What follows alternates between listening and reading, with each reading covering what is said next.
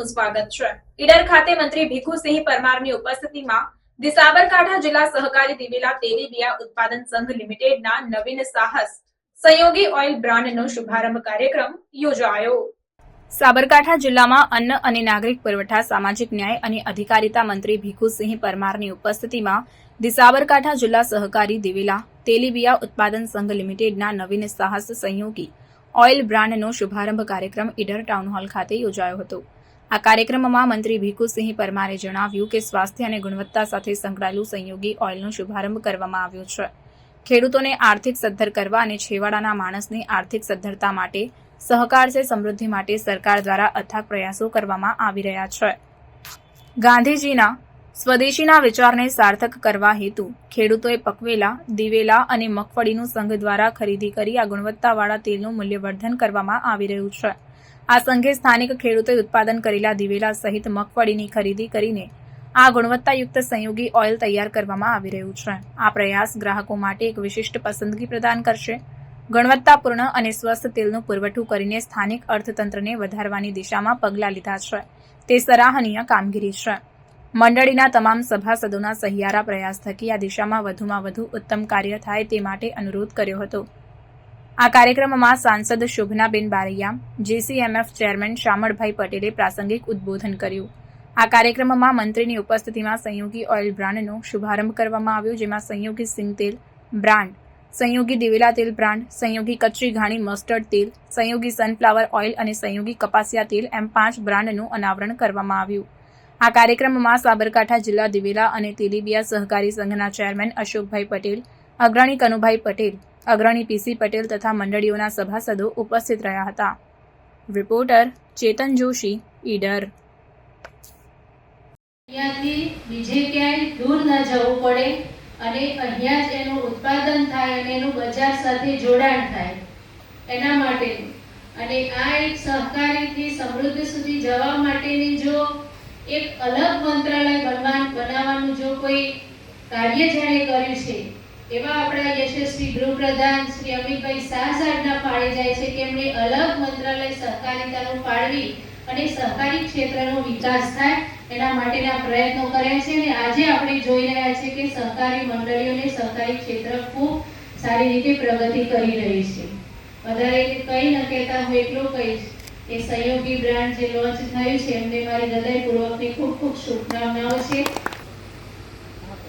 ખ્યાલ છે કે 1994 ની અંદર એટલો બરોટનો એ વખતે આ કંટીબેન અમે બે પેનલમાં ચૂંટણી લડેલા અને ડેમાઈ ખાતે અમે રાત્રે એક મીટિંગ કરી અને બધા પોતાના ઘેર ગયા। સવારે ચૂંટણી થઈ અને અમે બંને પેનલમાં ચૂંટાયા।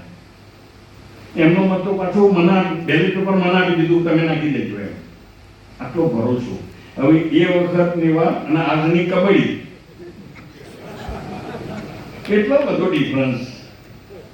એટલે સંગઠનના પ્રમુખશ્રીએ ચિંતા કરી ને કે જે સંગઠનનો ભારો છે ભારો છૂટી ના જાય, એ એકબંધ રહે, આ સહકારી સંસ્થાઓને લોન ના લાગે, એની એમની ચિંતા કરી। પણ ખેમા કાકાની જે વાત છે એ વખતે જ્યારે હું તોરણમાં ચૂંટાયો પછી ચેરમેન માટે પ્રવીણભાઈ પાટપુરવાળા અને ખેમા કાકા બે મારા જોવા ગયા। હું ઘરે નતો, હું ગાંધણ ગયો હતો, બાજુનું ગામ મારું ગાંધણ ગામ છે। કાળુસિંહ સાબુસિંહના ઘરે હું બેઠો હતો, કે ચોંટ્યા છે તો આવ્યા ગઈએ। પછી મને કહે કે ભીખુસિંહ એક ક્ષત્રિયના નાતે શુકનમાં અમે પહેલા તમારી પાસે આવ્યા છીએ મત માટે, ચેરમેન માટે। તો મેં કીધું કે કાકા હું તમને મત નહીં આપી શકું, હું તો ગોવિંદબેન મત આપવાનું છે। આવું એવું રોકવું એ દાડે મેં તેમને કીધેલું, ચર્ચા કરી પણ મેં એ કીધું।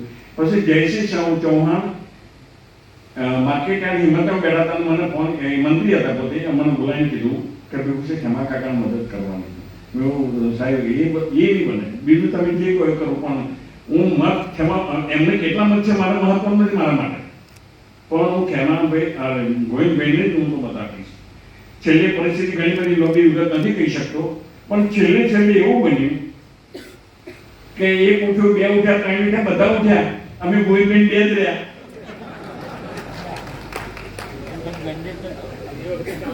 એટલા ઠુમરાજી અમારા ડિરેક્ટર મને ત્યાં ભેગું છે આ બાજુ આવી મેં કીધું ખેમોભાઈ બાજુ આવી હું અરે ગોવિંદભાઈ આવશે પણ હું નહીં આવું. અને સાહેબ એ ખેમાભાઈ જે વહીવટ કર્યો એ મને બહુ યાદ આવે છે કે એમને ડેરીની અંદર એક ખીલી પણ ક્યાં પડી શાખા કમ્પાઉન્ડમાં એમને ખબર નહીં. અને એ 3 વર્ષની અંદર મને એક પણ કામમાં એમને નારાજ ના કર્યો, નિરાશ ના કર્યો, કોઈ પણ કામ જે સહી હોય એવું. તો મને એમ થયું કે સારું હું તો વિરોધમાં હતો અને કેમ કાકો આટલું બધું મારા હિત રાખે છે, અમારો દિલ્હી જવાનું થયું એ બધી લોબી વાત છે, પણ છતાંય પ્રતિનિધિત્વ મને આપ્યું એ દાદા.